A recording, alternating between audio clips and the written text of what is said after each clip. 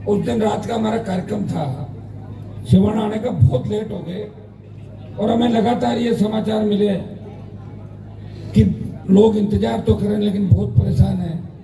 मेरी इच्छा थी कि मैं दिन के अंदर सिवाना में कार्यक्रम करूं, आप सबके दर्शन करूं। इसलिए आज का दिन स्पेशल सिवाना के लिए रखा। 10 बजे का टाइम दिया। मुझे पता था कि गांव से आने से 1-2 घंटा आप लोग लेट हो जाओगे। आपने ऐतिहासिक सभा का आयोजन किया और उस दिन मैं नहीं आ पाया। उसका कारण आपको पता है, एक व्यक्ति है, लंबा सफर, हर जगह स्वागत सत्कार, आपका प्यार प्रेम आशीर्वाद, चलते चलते समय लग जाता है। लेकिन सिवाना मेरे दिल के अंदर है। इधर दोबारा स्पेशल प्रोग्राम बना के सिवाना के अंदर आया हूँ सर्व समाज के नाम पर।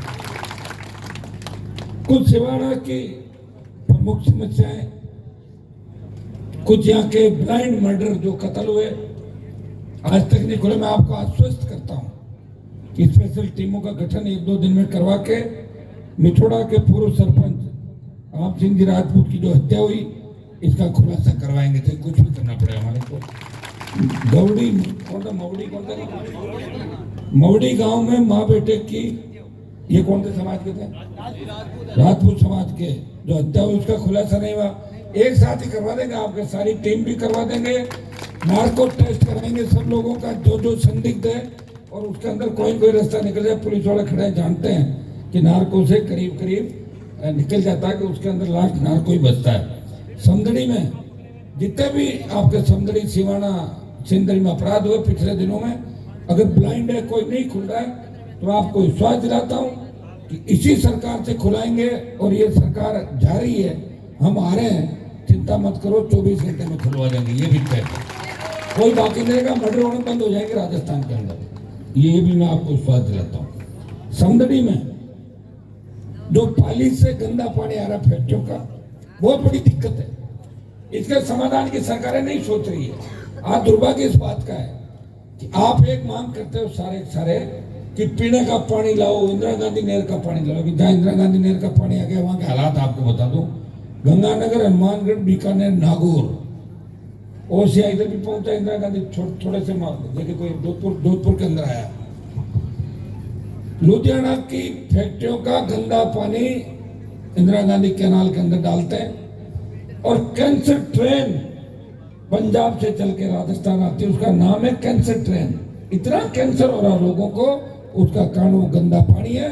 सरकारें आई चली गई, लेकिन उस पानी को ठीक नहीं कर सके। हम सब ने प्रयास किया और वहाँ फिल्टर प्लांट जो लगा है वो छोटी, उसकी जो क्षमता है छोटी, हम प्रयास करें कि बड़ा प्लांट लगे लुधियाना के अंदर और गंदा पानी राजस्थान कैनाल में नहीं पड़े। मैं तो आप सिवाना की बात करें, मैं ये कह रहा हूँ कि इस प्रदेश की आधी आबादी गंदा पानी पीने को मजबूर है। कौन जिम्मेदार है इसके लिए? कांग्रेस पार्टी। कौन जिम्मेदार है? भारतीय जनता पार्टी। कड़ी से कड़ी किसकी जुड़ी? कांग्रेस की। कड़ी से कड़ी बीजेपी की।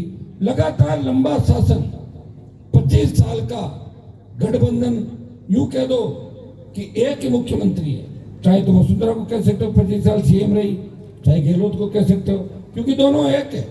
जब गहलोत की सरकार गिर रही थी तो वसुंधरा ने मदद करी। और आदमी अपने मन की बात कभी न कभी कहता है। और पिछले दिनों अशोक गहलोत ने बयान दिया कि जब मेरी सरकार सारे मिलकर गिरा रहे थे, मैं वसुंधरा को धन्यवाद दूंगा कि उसने मेरी सरकार बचाई। तो बोल दिया खुद ही। जब खुद ही बोल दिया तो पीछे क्या बचा? बताओ। आदमी गलत नहीं बोलता, कभी न कभी इंसान के मुंह से सच बात निकलती। मैं तो हमेशा खिलाफ रहा, आप देखते हो।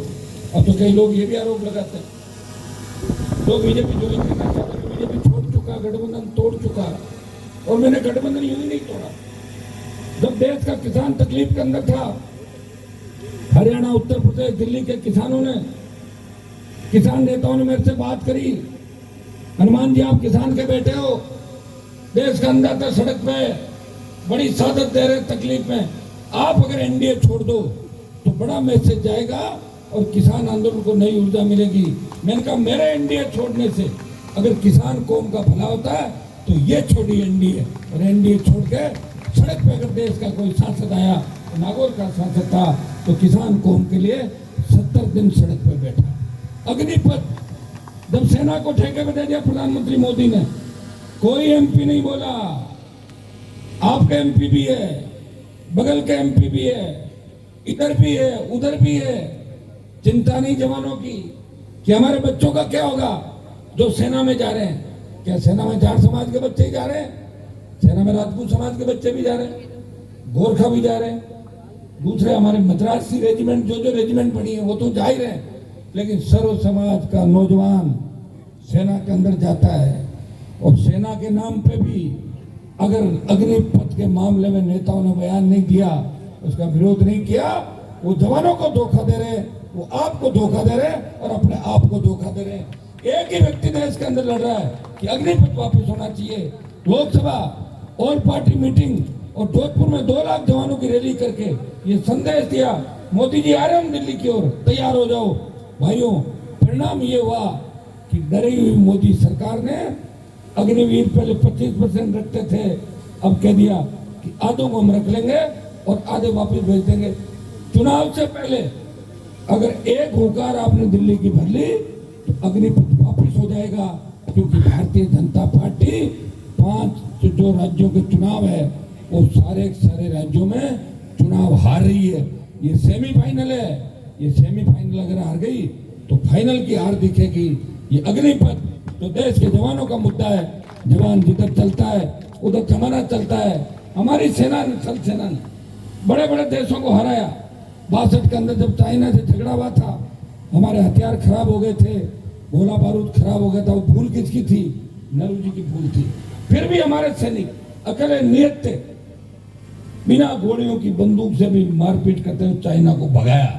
भगाने वाला फिल्म देखो आप 62 की, जब चीन वाली पिक्चर देखोगे आपको याद आ जाएगा।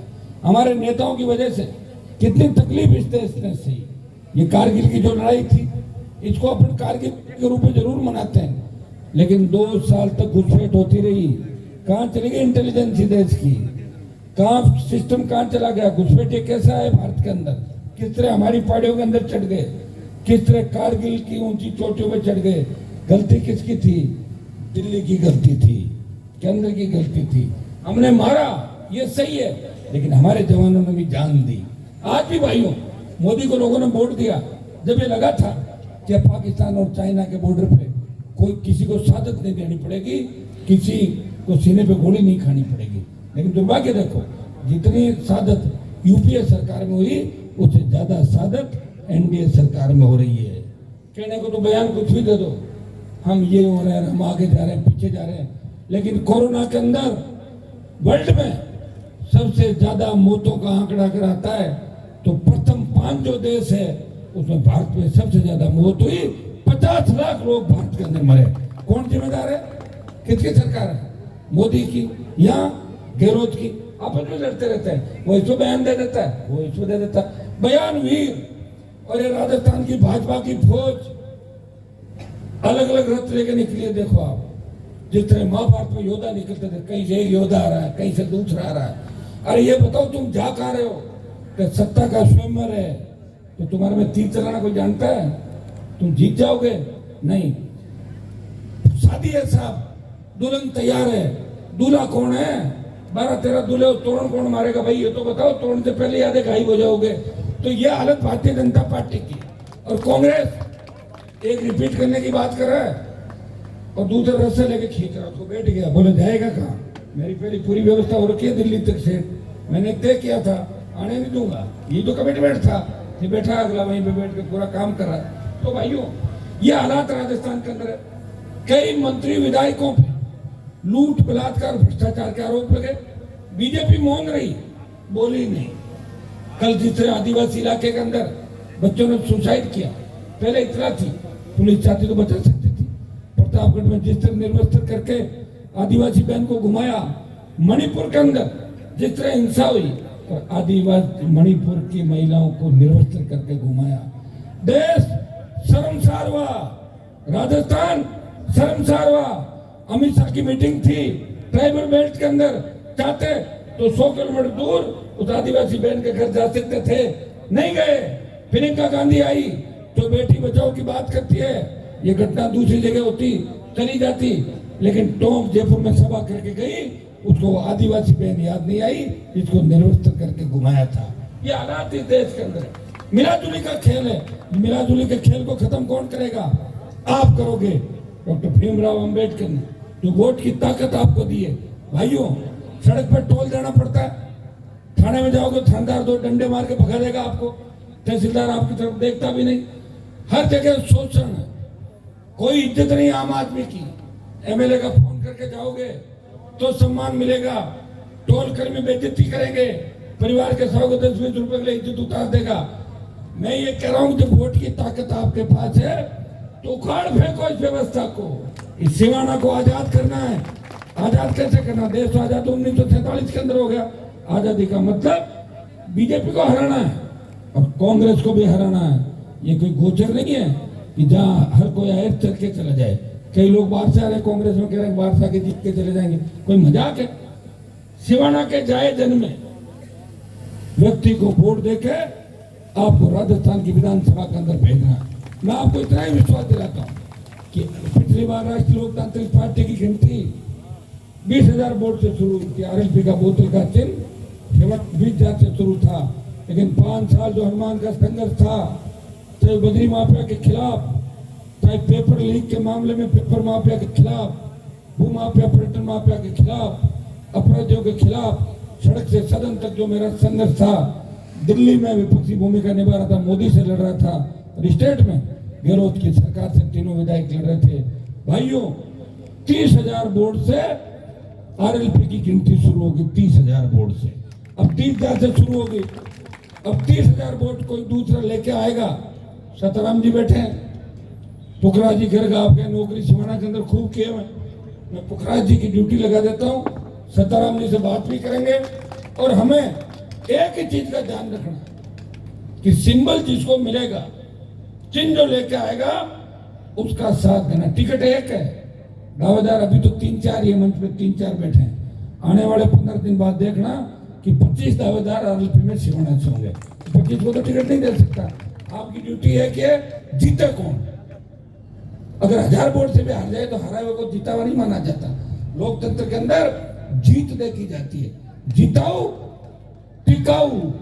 जीत के जाए और अमित शाह तोड़ के ले गए, क्या फायदा है जीतने का? बताओ मुझे। तो तोड़ने के लिए तो अभी से षड्यंत्र रचने लग गए। भाइयों जिताऊ के साथ टिकाऊ। सताराम जी को ड्यूटी लगा रहा हूं, पुखराज जी से बात करेंगे। और हाँ, हो सकता है कोई आदमी अपने को मन से पसंद आए अच्छा हो, लेकिन पब्लिक क्या चाहती है? पब्लिक किसको ज्यादा वोट करना चाहती है? अलग से सब लोगों को सर्वे भी कराएंगे। आप सब तय करके मुझे बता देना, मुझे टिकट देना है, टिकट दे दूंगा।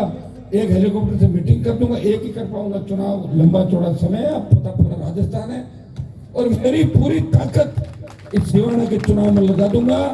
हिम्मत रही कांग्रेस और बीजेपी की कि राष्ट्रीय लोकतांत्रिक पार्टी के किसी कार्यकर्ता की तरफ आंख उठा के भी देख ले। इतना विश्वास में सिवाना के अंदर आपको दिला के जा रहा हूं। भाइयों इस राजस्थान में अगर जातिवाद को खत्म किया, हनुमान बेनीवाल ने खत्म किया। आप देखिए हर समाज अपनी ताकत दिखा रहा कि नहीं दिखा रहा। अभी देवासी समाज का बड़ा सम्मेलन हुआ जोधपुर में। मैं तो चाहता था जयपुर में करते, लेकिन आपने जोधपुर में किया। और इतनी वो जिस तरह देवासी समाज के परिधान के अंदर लोग आए और ऐसी रील सोशल मीडिया पर चली कि उस संख्या दिख रही थी। वास्तव में हिंदुस्तान की संस्कृति जिंदा आज वो देवासी समाज ने दिखाई। अन्य कई समाजों के जोधपुर में हुए और 15-20 समाजों के जयपुर में हुए। मेरा काम इतना ही है, सबको जगाना। और देखो मैं आपको बता दूंगा, हमारा काम तो रहेगा ज्यादातर वोट डालना। हमारे समाज की संख्या जहाँ 20, 30, 40, 50 जा रहे हैं, वहां तो ज्यादातर वोट डालने के काम। हम चाहते हैं कि दूसरे बराबर के समाज को विधायक बनने का अधिकार मिले। लोकतांत्रिक व्यवस्था के अंदर अगर आपके एमएलए नहीं है, एमपी नहीं है, मंत्री नहीं है, अधिकारी नहीं है, कोई नहीं पूछता उन जातियों को। भाइयों उन जातियों की पूछ होती है जिनके नेता सबसे ज्यादा होते हैं। और नेता बनाने की अगर फैक्ट्री है तो राष्ट्रीय लोकतांत्रिक पार्टी है। मंच पे देख लें, हर जाति का नेता बैठा है और हर नेता नौजवान है। मैं था बीजेपी के अंदर, मेरे पिताजी पहले हमारे समाज के अंदर, इस जिले के अंदर बीजेपी के अंदर थे। दुर्भाग्य से देखो उस पार्टी के अंदर हमें कभी कुछ नहीं मिला सिवाय संघर्ष के। या तो भ्रष्टाचारी होकर उनके साथ काम कर लेते और